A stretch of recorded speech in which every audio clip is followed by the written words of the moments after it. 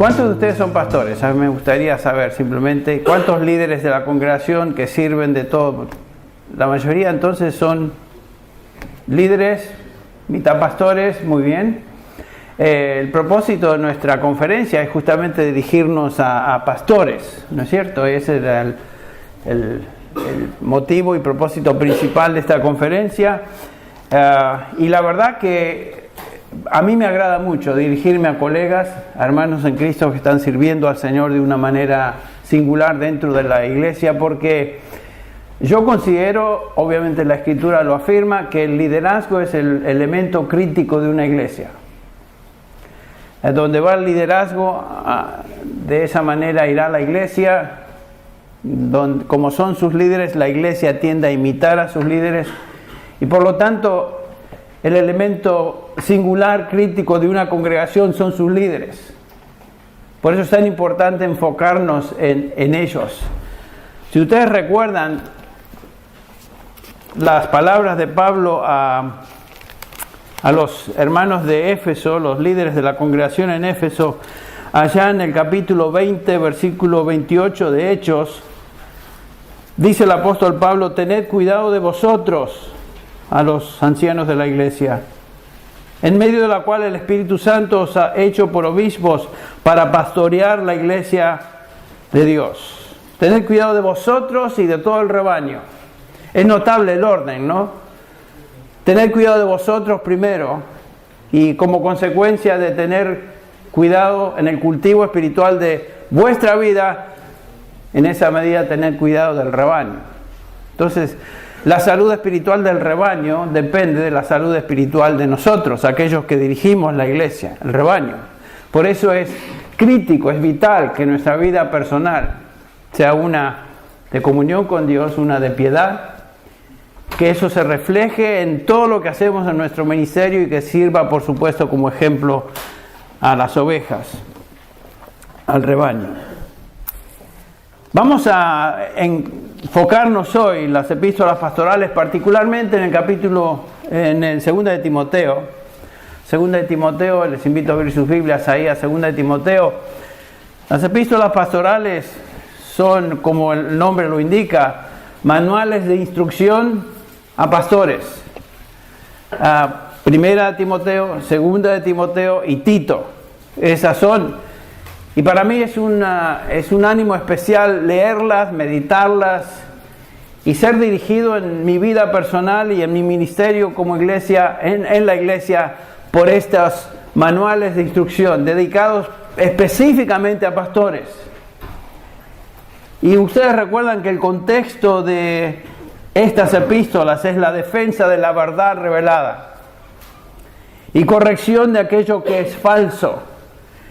En el capítulo 1 de 1 de Timoteo, este púlpito no tiene para poner así varias Biblias, solamente una, y bueno, discúlpame, no estoy criticando al púlpito, es que estaba buscando el lugar donde poner mi Biblia y no la puedo. Pero 1 de Timoteo 1, versículo 3, dice el apóstol Pablo: te rogué al partir para Macedonia que te quedaras en Éfeso para que instruyeras a algunos a que no enseñaran doctrinas extrañas.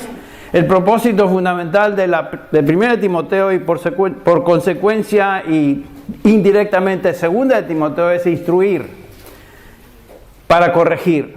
Instruir para corregir. Y por supuesto Pablo tiene esa intención, y en esta mañana vamos a enfocarnos en la prioridad que el apóstol Pablo da en la instrucción sobre la prioridad de la predicación bíblica. Comenzamos nuestra meditación hoy con 1 Timoteo 4, versículo 2. Por lo menos leyendo el versículo 2, Pablo dice: predica la palabra, insiste a tiempo y fuera de tiempo, redarguye, reprende, exhorta con mucha paciencia e instrucción. En este breve versículo resume en un mandamiento central la esencia del ministerio bíblico, que es predicar la palabra.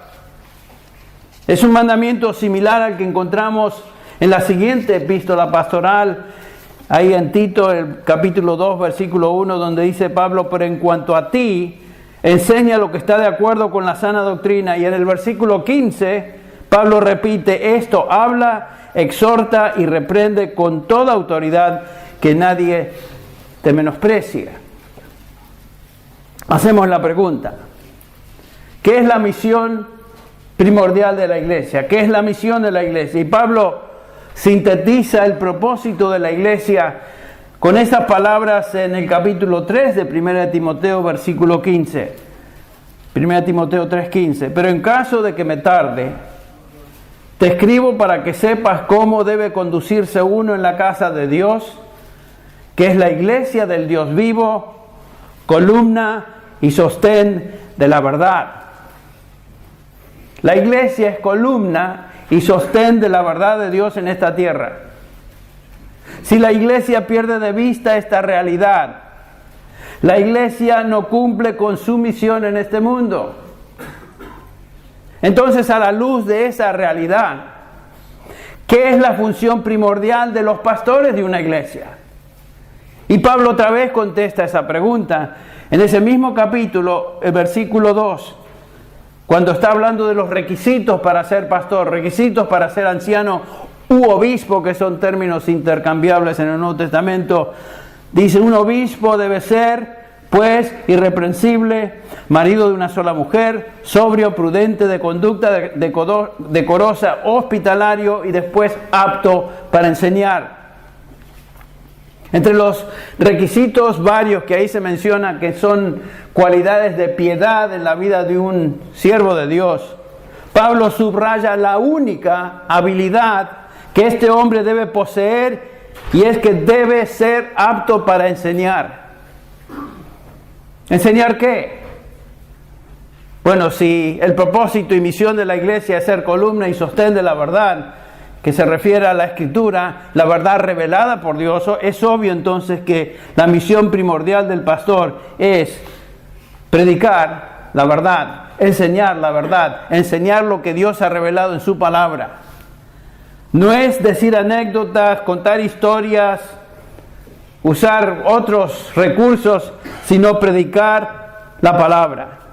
Un hombre llamado a servir como obispo, como pastor, en una iglesia debe ser hábil para enseñar, apto para enseñar la palabra de Dios revelada en la Escritura. Por eso en esta segunda epístola de Pablo a Timoteo, capítulo 2 del versículo 15, él le dice, procura con diligencia, esto va a nosotros también, procura con diligencia presentarte a Dios aprobado, como obrero que no tiene de qué avergonzarse, que maneja con precisión la palabra de verdad. Hermanos, yo no les estoy diciendo nada nuevo. Simplemente estamos recordándonos todos la razón del por qué el Señor nos tiene en la iglesia local. Es para enseñar, trazar con precisión la palabra de verdad. Y por supuesto en el pasaje anterior con el cual comenzamos, 2 Timoteo 4:2, nos dice Pablo que un pastor debe predicar la palabra, o se dirige a Timoteo y le ordena, predica la palabra, y hacerlo como a tiempo y fuera de tiempo. A tiempo y fuera de tiempo. ¿Qué quiere decir eso? A tiempo y fuera de tiempo. Bueno, simplemente todo el tiempo. Cuando sea popular y cuando no sea popular. Cuando caiga bien o cuando no caiga bien. Cuando sea apetecible o no sea bien recibida. No importa. La función, la responsabilidad nuestra es predicar la palabra. Hoy no es popular predicar la palabra. Ustedes lo saben. En un contexto evangélico donde realmente el enfoque del ministerio no es la predicación expositiva de la palabra de Dios, ese no es el enfoque. Son otras cosas, totalmente secundarias. No es ese. Pero un hombre de Dios fue llamado a trazar la palabra de verdad con precisión en todo momento. El mandamiento es predicar la palabra siempre, siempre. ¿Cuál palabra? La palabra de verdad, que Pablo así la describe en este capítulo 2, versículo 15 de esta segunda epístola. Y la predicación a veces es positiva, a veces es negativa, A veces es para redarguir, para reprender, a veces es para exhortar con toda paciencia y doctrina, o toda paciencia y enseñanza. Ese es el mandamiento a cada uno de los que fuimos llamados, colocados en la iglesia por Dios, para hacer ¿qué? Predicar la palabra. O sea, no fue simplemente una instrucción a Timoteo. Es una instrucción a Timoteo y por aplicación a cada uno de nosotros que fuimos llamados dentro de la iglesia a dirigirla y predicar, los que guiamos el rebaño del Señor. Ahora, los creyentes verdaderos tienen hambre de esta enseñanza. Muchos ni siquiera lo saben. Miles de personas en iglesias languidecen por una dieta bíblica, por una enseñanza de acuerdo, como dice Pablo, a la sana doctrina, pero no se dan cuenta hasta que la prueban. Es interesante notar en nuestra congregación cuánta gente viene de muchas iglesias y vienen primero para ver porque escucharon algo a través del internet o de la radio, lo que sea, y quieren escuchar. Y de repente se notan que dentro del contexto donde hay una instrucción bíblica es algo que ellos necesitaban, que de alguna manera añoraban, pero ni siquiera se daban cuenta hasta que comenzaron a ser nutridos. Y la diferencia que la palabra de Dios está causando en estas personas es realmente notable. Y es tan animador, porque esto es verdad lo que dice este pasaje, lo que dice todo el Nuevo Testamento. La función primordial de un pastor es predicar la palabra y la función primordial de la iglesia es ser columna y sostén de esa verdad de Dios. Martín Lutero dijo que la expresión más alta de la adoración a Dios es la predicación de la palabra. Repito, eso vale la pena. La expresión más alta de adoración a Dios es la predicación de la palabra. La adoración, la alabanza verdadera siempre es el resultado de conocer a Dios en su palabra. ¿Recuerdan lo que el Señor le dijo a la mujer samaritana? Que los que adoran a Dios deben adorarle en espíritu y en verdad. No simplemente en espíritu, sino en verdad. No en ruidos, en luces de colores. Y cantantes que repiten estribillos que llaman a la gente a aplaudir, no en un estruendo de música ensordecedora, sino en espíritu y en verdad. La verdad es la palabra de Dios. Le adoramos conforme a su palabra. Ahora, ¿por qué esa predicación es tan importante? ¿Por qué debe ser predicada a tiempo y fuera de tiempo? ¿Por qué debemos ser, como el título de nuestra conferencia es, paladines de la verdad? Eso es lo que estaremos viendo ahora en 2 de Timoteo. El pasaje que acabamos de leer, capítulo 4, versículo 2, está rodeado de un contexto que nos indica razones, poderosas razones, motivaciones por la cual debemos predicar la palabra de verdad. 5 realidades que nos obligan a predicar la palabra y constituyen la motivación mayor para hacerlo. Y aquí están. La primera de ellas, estamos viendo el contexto de 2 Timoteo 4:2. La primera de ellas es la dificultad de la época en que vivimos. Noten el capítulo 3, versículo 1. Capítulo 3, versículo 1. Pero debes saber esto, Timoteo, que en los últimos días vendrán tiempos difíciles. Los últimos días en el Nuevo Testamento se refiere al periodo de tiempo que comienza con el primer advenimiento de Cristo y culmina con su segunda venida.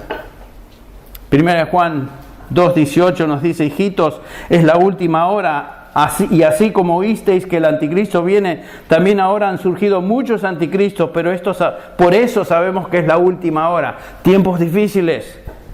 Cuando Cristo vino por primera vez, este advenimiento dio comienzo a este periodo considerado como los últimos días, la última hora, los postreros días. Son frases que se usan casi intercambiablemente. En estos días, nos dice Pablo, vendrán tiempos peligrosos, tiempos difíciles. ¿Qué específicamente son estos tiempos? No se refiere a un tiempo cronológico, tiempo que se mide con un reloj. No es tiempo de calendario. La palabra tiempo en griego aquí es kairos, que debe ser traducida como, o puede ser traducida como estaciones, épocas o movimientos. Y lo que Pablo está diciendo a Timoteo, que habrá tiempos difíciles, épocas difíciles. Esa palabra difíciles también puede ser traducida como salvajes. Pablo, inspirado por el Espíritu Santo, nos dice que vendrán tiempos que se caracterizarán por peligro, serán tiempos salvajes. Y sin duda esto representa una amenaza. ¿En qué consiste el peligro o la amenaza? Bueno, según el contexto, estas épocas amenazan la verdad, amenazan el Evangelio, amenazan la iglesia. Según el versículo 13 de este mismo capítulo 3, estos peligros crecerán, van a incrementarse en intensidad y en cantidad y en frecuencia. Noten lo que dice ahí el versículo 13. Pero los hombres malos, que son aquellos que enseñan, instruyen lo falso, hombres malos e impostores irán de mal en peor, engañando y siendo engañados. Estos tiempos peligrosos comenzaron cuando Jesús vino y estableció la iglesia, y han continuado y continuarán de manera acumulativa hasta que el Señor venga por segunda vez. Lo interesante es que no vienen y se van. Ojalá fuera así. Sino que vienen, se quedan y otras épocas peligrosas se agregan a la que ya venía de atrás. De acuerdo con este patrón, entonces, hoy nos encontramos viviendo en la historia de la iglesia un peligro mayor que nunca. Las cosas no van de mejor a mejor. Las cosas siempre van a ir de peor a peor a peor. Lo vemos a nivel mundial. Políticamente, económicamente, socialmente, las cosas van cada día peor. Son tiempos cada día más y más peligrosos. No debemos esperar que las cosas van a mejorar. Nunca mejorarán hasta que el Señor venga. Y otra vez repito, no es que vienen y se van, sino que cada una de estas épocas son peligrosas a la verdad del Evangelio, a la verdad de la iglesia, y se acumulan y se agregan a lo que ya constituía un peligro. Esto quiere decir que cada vez los tiempos peligrosos se vuelven entonces más peligrosos. Ahí afuera se está librando una batalla mortal, una guerra campal entre ideologías que están tratando de capturar la mente y el corazón de los hombres y amenazan destruir el Evangelio revelado en la Escritura. Ese es el contexto en que nosotros, como líderes y pastores de la iglesia, somos llamados a contender por la verdad. Tiempos difíciles. Es interesante que Pablo llama a estas ideologías, vayan por un minuto a 2 Corintios 10, 2 Corintios 10, donde Pablo llama a estas ideologías, por supuesto, propagadas por el mismo diablo, quien es el padre de mentira y el que controla este mundo. Primera de Juan, capítulo 5, versículo 19, nos dice que este mundo está bajo el poder del maligno, y por supuesto todo ser humano está bajo el poder del maligno. El Señor Jesucristo llamó a los que simplemente le seguían por afuera, pero no eran de Él: vosotros sois de vuestro padre el diablo. Y esa descripción se aplica a todo ser humano que no ha sido redimido. Son de su padre el diablo. Y las cosas de su padre, el diablo, quieren hacer y seguir. Estamos en territorio enemigo, no hay duda. Estamos en territorio enemigo. Y luchamos contra ideologías. Noten el versículo 3 de 2 Corintios 10. Pues aunque andamos en la carne, dice Pablo, no luchamos según la carne. Obviamente luchamos contra huestes espirituales de maldad. Porque las armas de nuestra contienda no son carnales, sino poderosas en Dios, para la destrucción de fortalezas. Ahí está. Versículo 5. Destruyendo especulaciones y todo razonamiento altivo que se levanta contra el conocimiento de Dios, y poniendo todo pensamiento en cautiverio a la obediencia de Cristo. Son fortalezas, son especulaciones, logismos, razonamientos en contra de Dios, en contra de la verdad. Y por supuesto, si el mundo está bajo el control del maligno y los súbditos de ese maligno son los hombres a quienes nosotros fuimos llamados a predicar el Evangelio. Por supuesto, siempre estaremos luchando contra mentira. ¿Qué necesitamos para luchar?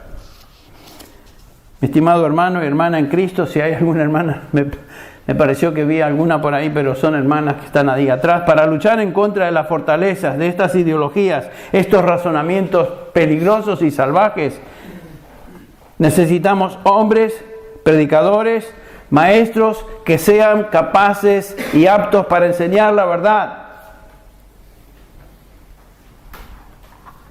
En esta época no es fácil luchar con estas influencias que se acumulan en contra del conocimiento de Dios. No es fácil ser una persona que tenga discernimiento. Se necesitan hombres de Dios que conozcan la verdad y sepan cómo trazarla con precisión. Por eso es tan importante dedicarse al estudio, a la meditación de la palabra.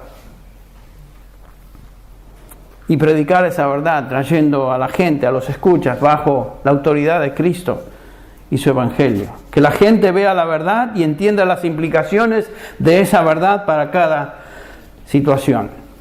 Bueno, entonces, la primera razón por la cual debemos predicar la verdad es, siguiendo el contexto, es porque vivimos en épocas peligrosas. Hay una segunda razón que el apóstol Pablo subraya aquí, por la cual Timoteo debía predicar la palabra.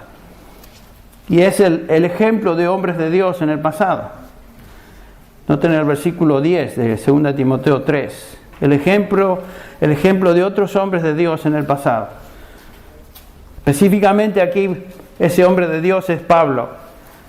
Pero por aplicación, nosotros tenemos a Pablo y un legado de hombres de Dios a través de la historia de la iglesia a los cuales debemos imitar. Porque ellos fueron los que se dedicaron a abrir esa brecha y predicar y trazar la palabra. Y Dios bendijo sus ministerios de manera singular porque fueron fieles a la palabra.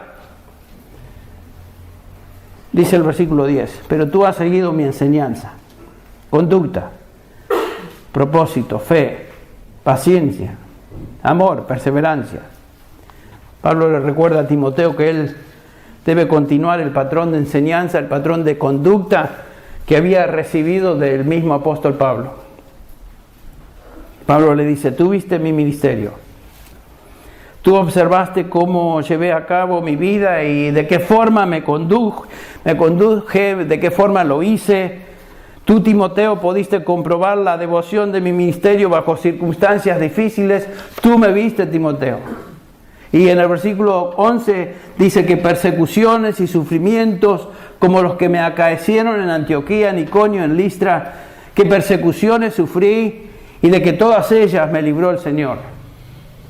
En el versículo 14, Pablo repite, tú, sin embargo, persiste en las cosas que has aprendido, de las cuales te convenciste sabiendo de quiénes las has aprendido. Obviamente referencia a él y referencia también a su madre Eunice y abuela Aloida, de quien aprendió lo básico de la palabra. En términos claros y simples, Pablo le dice a su hijo en la fe y siervo del Señor Timoteo, imítame a mí, haz exactamente lo que yo te enseñé y todo lo que viste en mí.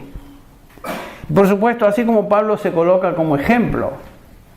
Si ustedes recuerdan en Filipenses, capítulo 3, creo que es el versículo 17, Pablo llama a los creyentes a imitar a hombres como él, no solamente el apóstol Pablo, sino a otros, en el caso de Timoteo, siendo él uno de ellos. Capítulo 3, versículo 17 de Timoteo. Ese es el pasaje, ¿no? Hermanos, sed imitadores míos y observad a los que andan según el ejemplo que tenéis en nosotros. Ese es un llamado a pensar en hombres de Dios que fueron nuestros antepasados, que fueron aquellos que nos enseñan, nos han enseñado, y aún en la historia de la iglesia, personas que han tenido un ministerio digno, imitar ese ministerio, imitar su ejemplo. Y eso es lo que está diciendo Pablo a Timoteo. Recuerda lo que aprendiste de mí y, por supuesto, por aplicación de otros hombres de Dios. Pablo le dice, haz exactamente lo que me viste hacer. Y un poco más adelante, en el versículo 17, Pablo le dice a Timoteo, hombre de Dios. Noten el capítulo, volvemos a 2 Timoteo, capítulo 3, versículo 17, a fin de que el hombre de Dios sea perfecto, equipado para toda buena obra. En el contexto de la obra de la palabra de Dios, que estaremos viendo más tarde. Esta descripción, hombre de Dios, es un término técnico.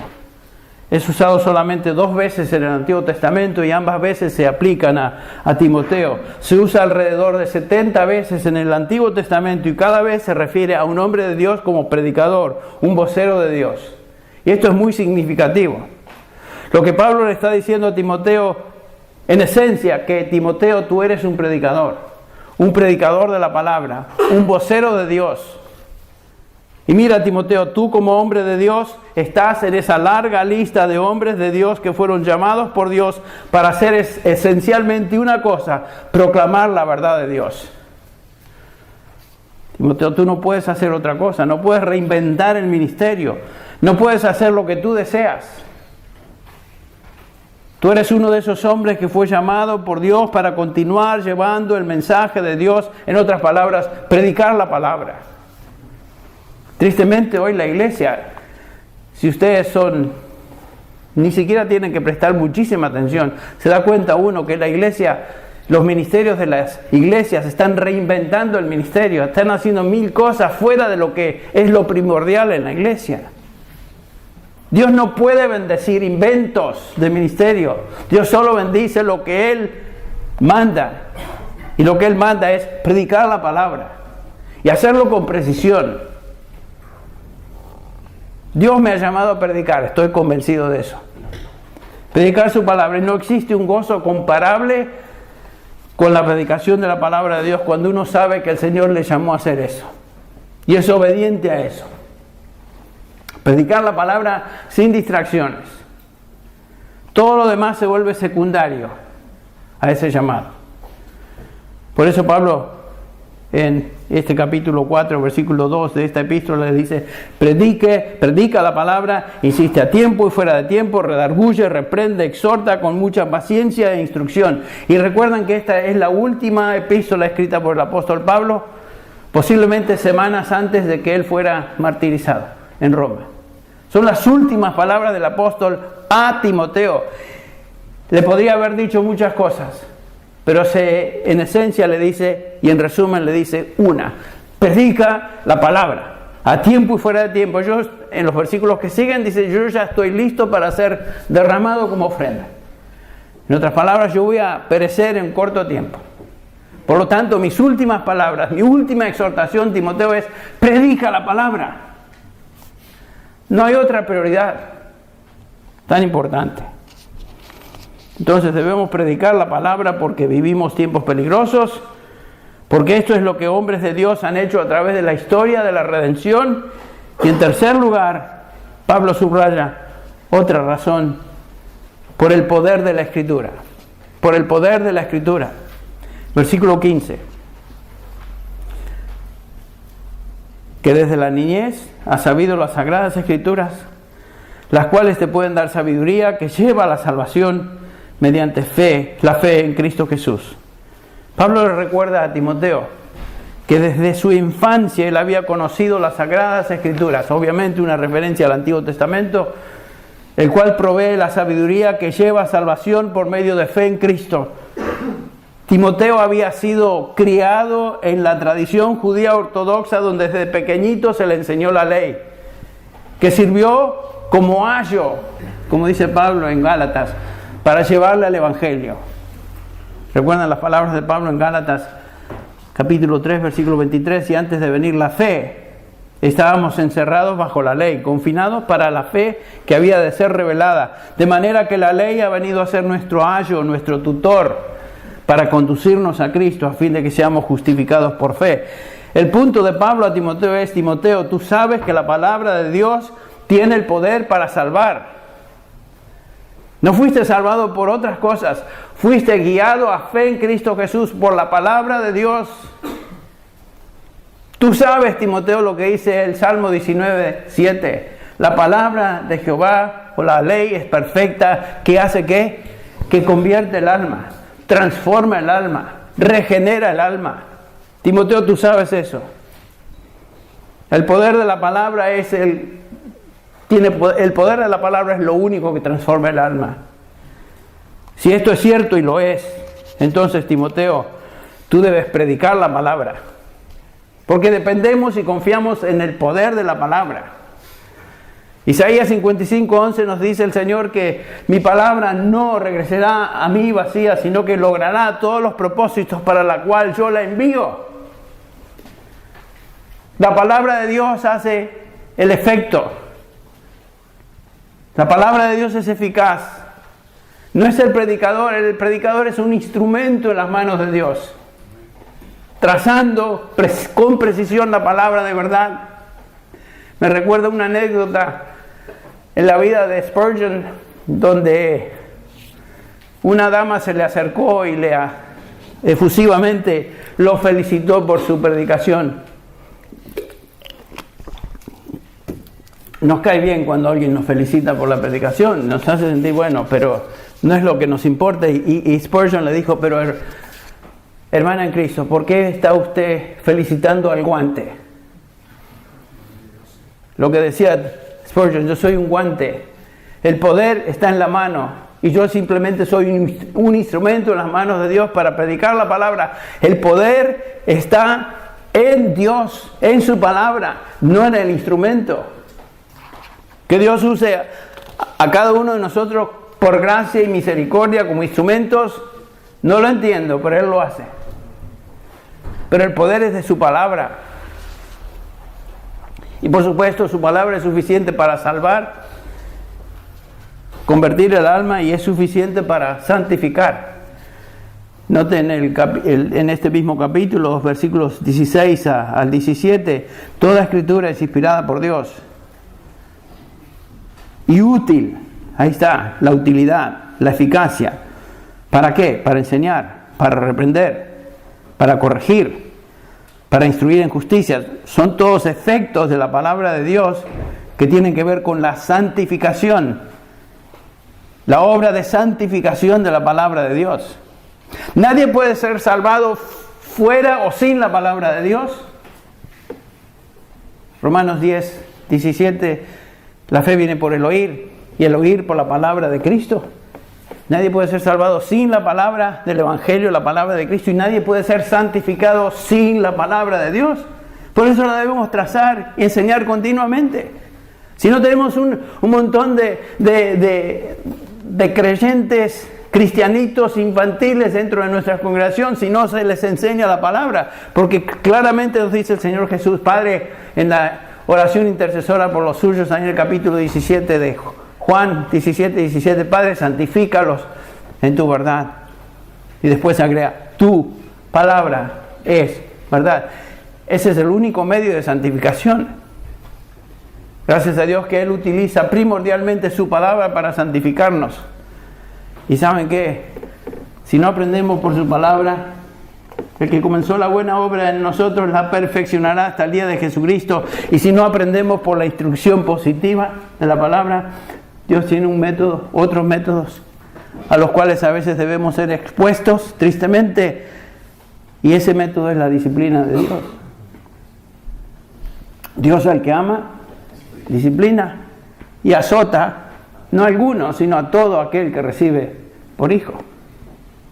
Entonces, para el bien nuestro, para el bien de nuestra gente, debemos enseñar la palabra, porque queremos que nuestras congregaciones sean santas, congregaciones obedientes, congregaciones santificadas, y la única manera de hacerlo es por su palabra. ¿Cómo es que la palabra santifica? Bueno, aquí en este pasaje Pablo nos dice que provee doctrina, corrige el error, reprende el pecado, endereza, entrena en justicia. Noten, la secuencia es esta. Primero, establece el fundamento doctrinal. En segundo lugar, la palabra reprende el error del pecado, el error y el pecado. En tercer lugar, instruye en justicia, colocas al individuo en el camino derecho de la justicia por la palabra. La palabra de Dios tiene el poder de hacer y lograr todo esto. La palabra de Dios forma al hombre de Dios y toda persona que sigue ese patrón, a fin de que el hombre de Dios sea perfectamente equipado, dice Pablo, y se dirige específicamente a Timoteo. Nosotros como hombres de Dios somos equipados por la palabra de Dios. Por la palabra de Dios. Ahora, ¿cómo llegamos a salvación? Cuando nos hacen la pregunta, cada uno de nosotros vinimos a salvación por la palabra de Dios, por la palabra del Evangelio. ¿Recuerdan lo que dice Primera de Pedro capítulo 1, versículo 23?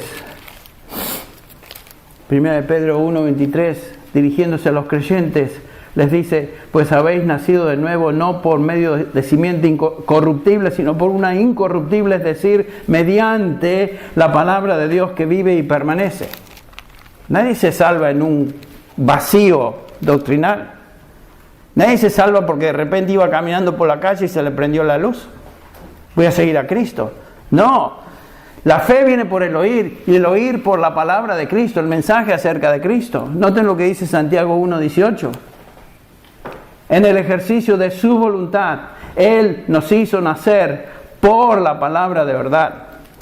En otras palabras, vinimos a salvación, a regeneración por medio de la palabra, mediante la palabra, y somos santificados mediante la palabra. Entonces, ¿qué más vamos a hacer sino enseñar la palabra, predicar la palabra?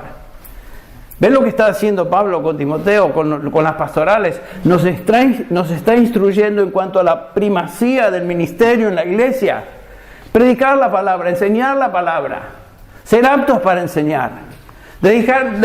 Dejarnos de tonteras y cosas secundarias que no tienen edificación, no edifican a nadie. Pero son actividades que llenan a veces la actividad de la iglesia y no sirven para edificar a los santos ni santificarlos. La palabra de Dios es suficiente para salvar completamente y es suficiente para santificar completamente. El poder de la palabra no tiene límites. La palabra es suficiente para llevar a cabo todos los propósitos espirituales para los cuales Dios la envía. Dios no nos dio su palabra para escucharse a sí mismo. Dios nos dio su palabra para que la tracemos, porque Dios sabe que su palabra es la que causa el efecto. Ese es el diseño divino. Si esto es cierto, entonces la palabra es todo lo que necesitamos para predicar.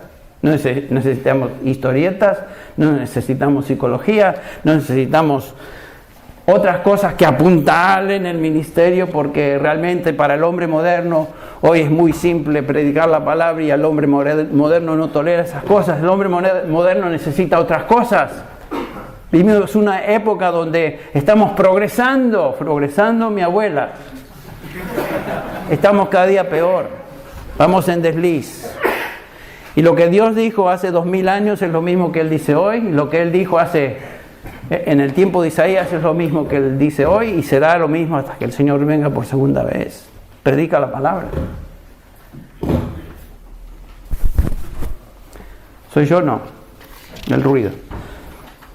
Es difícil entender cómo algunos predicadores se usan otras fuentes en sus mensajes de predicación. Es triste ver eso. A mí me enerva, me enoja.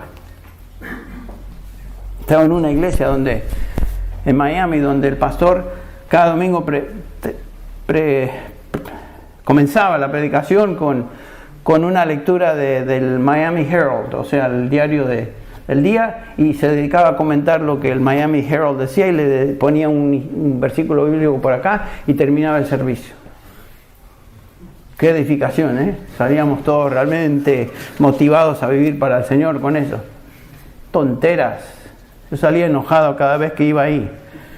Pero era la iglesia donde yo asistía. Ahora, hay un cuarto mandamiento que Pablo subraya como razón por la cual debemos predicar la verdad. Y este es realmente el mandamiento del Dios del universo. Noten el versículo 1 del capítulo 4, dice: te encarezco solemnemente en la presencia de Dios y de Cristo Jesús, que ha de juzgar a los vivos y a los muertos por su manifestación y por su reino. Noten, es un pasaje lleno de sobriedad. Es un pasaje solemne. No es simplemente un llamado pasajero a predicar la verdad de Dios, es delante de Dios. Timoteo, recuerda que te encuentras bajo el escrutinio, la evaluación del juez del universo, aquel que juzgará a los vivos y a los muertos. Cuando predicamos, debemos estar conscientes de delante de quién estamos predicando.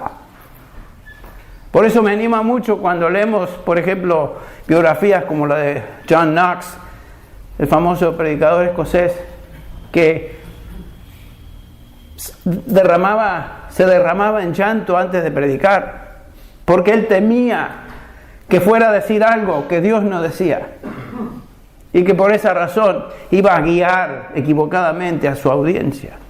Ese es un temor de Dios antes de predicar. Es obvio que él temía representar a Dios incorrectamente, pero a veces en los púlpitos hoy, qué temor ni temor, dicen cada disparate, cada tontera, cada cosa que uno dice, pero es increíble que este individuo se llame pastor o piense que está representando a Dios cuando está diciendo las cosas más disparatadas que él mismo se pudiera inventar, y son producto de su propia mente, de su propia imaginación, no tiene nada que ver con revelación escrita. Por eso Pablo le dice, mira a Timoteo, procura presentarte a Dios aprobado, no importa lo que la gente piensa, pero estás ante el Dios del universo, procura presentarte a Él aprobado y traza con precisión esa palabra. Cuando un hombre de Dios predica, lo hace sin importar lo que la gente piense de su sermón. No importa. Es, como dije, satisfactorio a veces o animador cuando alguien le dice, pastor, gracias por esa palabra, me trajo bendiciones. Eso es lindo. Comentario positivo. Siempre va a haber comentarios negativos de la predicación. Algunos no te lo dicen, pero sin duda hay gente que a quienes no le caemos no somos santos de su devoción, pero no importa, predicamos no para agradar a ellos, sino al Señor, que nos llamó a predicar, ¿no es cierto? En una ocasión se le acercó un reportero a John MacArthur de una de las cadenas de televisión y le hizo esta pregunta: ¿para quién prepara usted sus sermones? En otras palabras, la idea detrás de la pregunta era ¿para qué nivel educacional? ¿Es para secundaria, para ya preparatoria o es para universidad? ¿Para quién prepara? Y MacArthur le preguntó, él le dijo, bueno, para serle honesto, los preparo para Dios. Él es el juez delante de quien daré cuentas. Él es el que realmente importa. Simplemente quiero estar bien con Dios. Sin duda lo dejó seco al tipo. Ya se quedó sin... ¿Qué más va a preguntar? Pero eso a mí me ayuda a entender el sentido de sobriedad que este hombre tiene antes de predicar, o cuando predica, o cuando se prepara. Tenemos nosotros ese sentido de que estamos predicando delante de Dios. El punto es que vamos a rendir cuentas a Dios con lo que hacemos, con su palabra y con nuestra vida personal. Ustedes recuerdan la exhortación de Hebreos 13:17 que dice: obedeced a vuestros pastores y sujetaos a ellos, porque ellos velan por vuestras almas como quienes tienen o como quienes han de dar cuenta. Ese es el punto. Hemos de dar cuenta. Dios nos está viendo, Dios nos está observando. Dios sabe lo que hacemos con nuestro tiempo de preparación, nuestro tiempo de meditación, nuestro tiempo de comunicar y predicar el sermón que tenemos. Dios sabe eso. Entonces el punto de Pablo es tener muchísimo cuidado, Timoteo, lo que tú haces y lo que nosotros hacemos con la palabra. Estamos delante de Él. En quinto lugar, y esta es la última razón por la cual predicamos la verdad, es porque lo superficial, lo subjetivo, lleva al engaño y a la impiedad. Si no predicamos la palabra, otras cosas que hagamos como sustituto, eso lleva al engaño y lleva a la impiedad. Veremos. versículos 3 y 4. El enemigo más grande de la palabra de Dios es todo aquello que está fuera de la palabra de Dios. Y se predica como si fuera palabra de Dios. Es palabra del diablo, es palabra de demonios, es palabra de hombres. Y estamos viviendo en una época donde los falsos maestros abundan y propagan sus mentiras aún dentro de lo que se considera la iglesia evangélica. Y la gente les escucha. Los versículos 3 y 4 nos enseñan por qué es que estos falsos maestros tienen tanto éxito. Noten el versículo 3 de 2 Timoteo 4, 3. Porque vendrá el tiempo cuando no soportarán la sana doctrina, sino que teniendo comezón de oídos, acumularán para sí maestros conforme a sus propios deseos y apartarán sus oídos de la verdad y se volverán a mitos. Bueno, esto estaba describiendo para mí una iglesia llena de personas que profesan ser creyentes verdaderos, pero no lo son.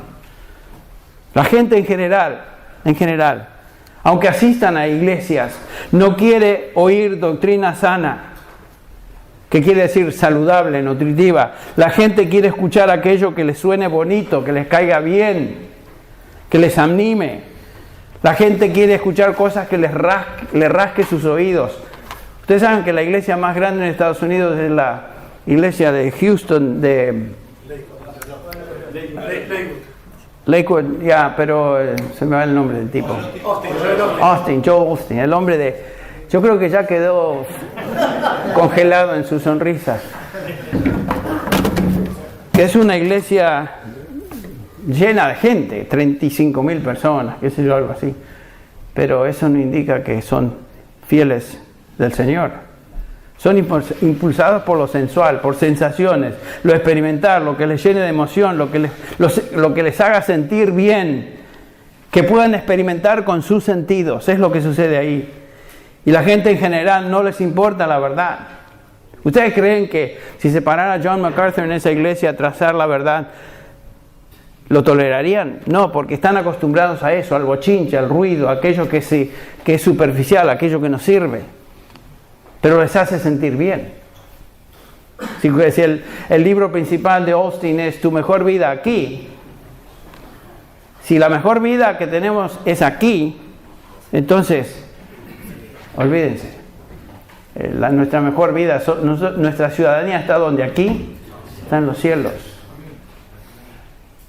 A la gente en general entonces no les importa escuchar la verdad.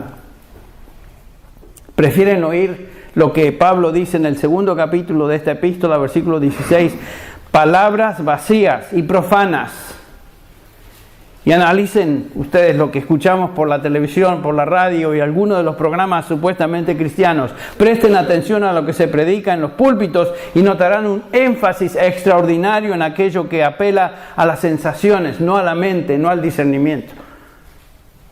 Estamos viviendo un tiempo donde la doctrina no es importante. El predicar la verdad de Dios con convicción no se considera hoy como falta de amor.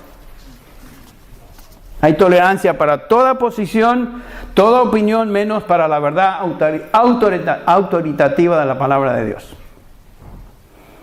Pero quiero decir algo que para algunos no es amoroso. La peor forma de impiedad es la perversión de la verdad de Dios. La interpretación correcta de la Escritura no es una opción. La verdad de Dios es lo que define nuestra fe. Si no peleamos por mantener la verdad, estamos pecando contra Dios, quien la reveló. No tenemos ningún derecho de decir otras cosas fuera de lo que Dios ha dicho, y menos editar la palabra de Dios, escoger lo que nos gusta o lo que nos conviene y dejar a un lado aquellas cosas que no nos gustan en la palabra de Dios. La capacidad de distinguir entre lo falso y la verdad es absolutamente crítica. No podemos hablar la verdad, no podemos guardar la verdad si no entendemos la verdad. Por eso debemos dedicarnos a la verdad, a estudiarla, entenderla, trazarla bien. La idea que se propaga por ahí, que confrontar el error es falta de amor, es totalmente falsa, no se encuentra en la Escritura. Ustedes recuerdan las palabras de Pablo en Efesios 4:15, sino que hablando la verdad en amor, crezcamos en todos los aspectos. Si yo realmente amo a alguien, voy a buscar su bien, lo cual está conectado con el entendimiento y la obediencia a la verdad de Dios revelada en su palabra. Eso es lo que busco. Eso es para el bien de nuestros oyentes. Lo entiendan hoy o no lo entiendan.